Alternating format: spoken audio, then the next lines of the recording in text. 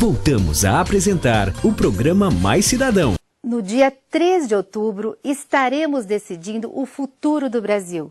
Teremos a oportunidade de escolher o próximo presidente da República, os governadores, senadores, deputados estaduais e federais. Mas quais são as responsabilidades de cada cargo político? Qual a melhor maneira de escolher nossos candidatos? Isto e muito mais você vai conferir agora com o cientista político da Unicamp, Valeriano Costa. Tô louco pra saber! Professor Valeriano, eu gostaria que o senhor falasse qual a importância da conquista do voto no nosso país. Nós temos uma história de longas ditaduras, né? Desde os anos 30, então a gente tem que valorizar muito essa história recente de 20 anos, 20 e poucos anos de democracia. Então ela realmente é o marco fundamental de tudo que a gente está vivendo hoje em dia, né? Do grande crescimento, da melhoria da vida das pessoas em geral, tudo isso tem um pouco a ver com a democracia. Então a gente tem que dar um valor enorme ao voto. E o voto, a gente olha no dia a dia, assim, parece que o voto não serve muito. Mas se a gente olhar no longo prazo, a gente vai ver a enorme diferença que fez, né, a gente ter uma democracia realmente consolidada hoje em dia. Como o senhor vê a atuação da mulher na política nacional? Bom, a mulher ela tem uma atuação já bastante antiga no Brasil. O Brasil foi um dos países que teve o voto feminino mais cedo, na década de 30. Então nós temos já uma longa experiência. Mas como o voto não era tão importante assim no período anterior, hoje em dia realmente a mulher tem uma posição cada vez mais de destaque na eleição e na votação, como eleitor e como político. Então ela é uma figura hoje em dia que está começando a dividir o poder com os homens. E a participação do jovem? Ainda é pequena?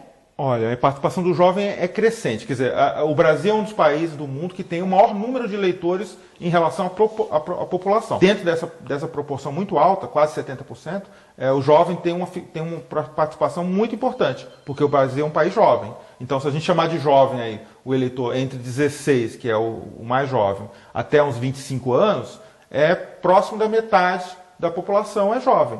Então, a gente tem realmente uma população jovem que é crescentemente interessado na política. O voto é muito importante, porque muda o nosso país, né? Exatamente. Mudou, quem já pode votar? Bom, todo mundo que tiver condição de ser eleitor a partir dos 16 anos, como um voto opção, ou seja, não é obrigatório. Entre os 16 e os 17 não é obrigatório o voto, portanto você tem que se inscrever como eleitor, e você pode se inscrever ou não. Essa é a faixa do jovem que é opcional. A partir dos 18 é obrigatório o voto até os 70. A tendência é que esse jovem de 16 a 17 aumente a sua participação quando tem eleições mais assim, atrativas, mais mobilizadoras. Por exemplo, uma eleição para presidente é uma eleição que mobiliza muito o jovem. Então agora teremos um crescimento, por exemplo, da participação dos jovens na política. Isso vai e volta dependendo um pouco do clima, do momento, né? O jovem participa tanto votando quanto participando mesmo das questões políticas. Então, por exemplo, dar um exemplo de uma coisa muito importante que aconteceu no nosso país, que foi a famosa mobilização dos jovens na época do impeachment do Collor. Né? Os cara pintados. Então, né? Esses estudantes secundários e jovens universitários saíram às ruas, foram às ruas e tiveram um papel fundamental. Eles mobilizaram todo o resto do eleitorado que estava muito desconfiado de que não ia conseguir tirar o Collor do poder. Parecia uma coisa impossível. Eles que começaram essa agitação e tiveram um papel fundamental. Por quê? Se a gente ficasse no impasse, o Collor poderia levar um golpe de Estado alguns anos depois. Então, essa definição clara de tem que sair o Collor, foi iniciada pelo jovem. Então, o papel deles é muito importante nos momentos críticos. Se eles ficarem à margem da política, aquela energia toda do jovem, às vezes, resolve um impasse político como esse. Professor Valeriano, muitas pessoas têm muita dúvida sobre os cargos e papel dos políticos. O senhor poderia explicar para a gente?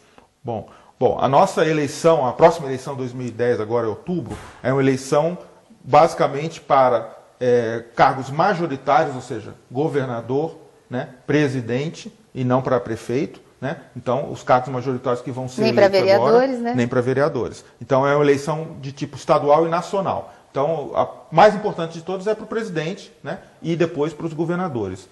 A outra eleição que corre paralelamente é a eleição para as assembleias estaduais e para o Congresso. Né? No nível estadual, a eleição, então, é para governador e para a Assembleia Estadual. cada estado tem uma assembleia com um número variável de deputados. Esses deputados estaduais são responsáveis pela aprovação da legislação que diz respeito à gestão do próprio estado, de cada estado. Cada estado brasileiro tem autonomia para governar a si mesmo. Então, os deputados são muito importantes para compor, junto com o governador do estado, a representação e o poder executivo que vai governar o estado. Então, o eleitor precisa escolher um deputado estadual que represente a sua região ou o seu interesse social, dependendo do maior ou menor interesse do eleitor.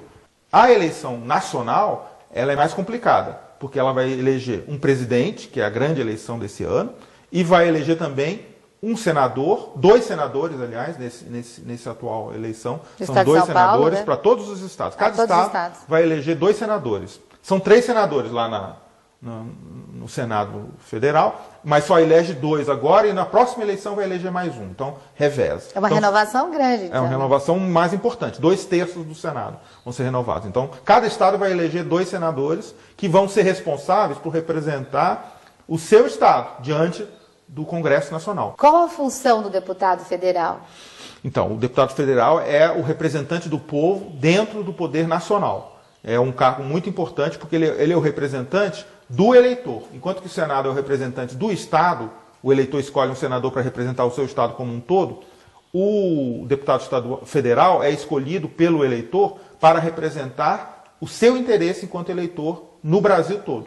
O deputado federal, ele representa os interesses de uma comunidade, de um grupo de interesses do Estado dele, mas também representa o Brasil todo. Você pode dar um exemplo que nas áreas tão preocupantes do Brasil, que é na área da saúde e da educação, o que o deputado federal pode fazer? Por exemplo, os deputados federais, eles têm um papel muito importante de aprovar legislações que vão definir como é que funciona o sistema de saúde, por exemplo. O SUS, que é o Sistema Único de Saúde no Brasil, foi criado pelo Congresso, principalmente pela Câmara dos Deputados. Então, foram os deputados, uma bancada da saúde, por exemplo, lá no Congresso, é muito importante.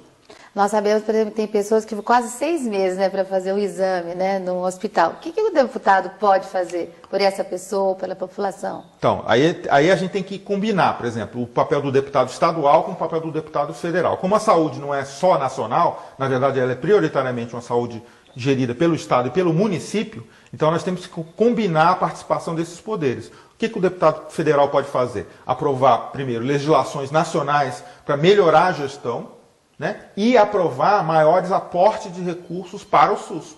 Como o SUS nacional transfere dinheiro para os SUS regionais, então é muito importante o deputado federal estar próximo, digamos, do assunto, se entender melhor com o assunto, principalmente na Comissão de Saúde do Congresso, para poder pressionar o Executivo para aumentar o aporte. Teve uma lei recente, que é a PEC, é o projeto de emenda constitucional 29, que foi aprovado, a emenda constitucional 29, ela distribui melhor os recursos para a saúde. Ela aumenta a responsabilidade dos estados, por exemplo. Isso foi votado no Congresso. Essa é fundamental. Os estados ainda dão muito pouco recurso para a saúde. Eles vão ser obrigados a aumentar o seu aporte de recursos para a saúde ao longo dos anos. Quando a pessoa tem uma dúvida, uma necessidade, como é que ela poderia se reportar ao deputado ou às comissões? Bom, aí primeiro o eleitor tem que definir qual é o interesse dele, o que ele quer da vida. Quer melhorar a saúde nesse caso. Por exemplo, no caso agora, saúde. Ele tem que conhecer os deputados da sua região primeiro, ou os deputados do seu estado, consultar o site da Câmara, no caso do deputado federal, o site da Câmara dos Deputados, e lá localizar o e-mail do deputado, da assessoria do deputado, e entrar em contato com a assessoria dele. Ela vai orientar certamente um deputado envolvido com a questão da saúde, tem muitas informações e tem muito interesse que o eleitor se interesse pelo tema dele. Ele se sente reconhecido quando alguém se manifesta favoravelmente ou cobra dele alguma coisa em relação a isso. Então é muito importante saber quem está envolvido, não é todo deputado que está envolvido. Isso. Então é preciso saber que aquele que é um bom deputado, que está envolvido com a saúde há muito tempo, que conhece bem, que tem posições que o eleitor acha boas. Então ele vai procurar esse deputado e vai, inclusive, se colocar à disposição para ajudá-lo. Vamos para um breve intervalo, mas voltamos já. Falando ainda de política. Não saia daí.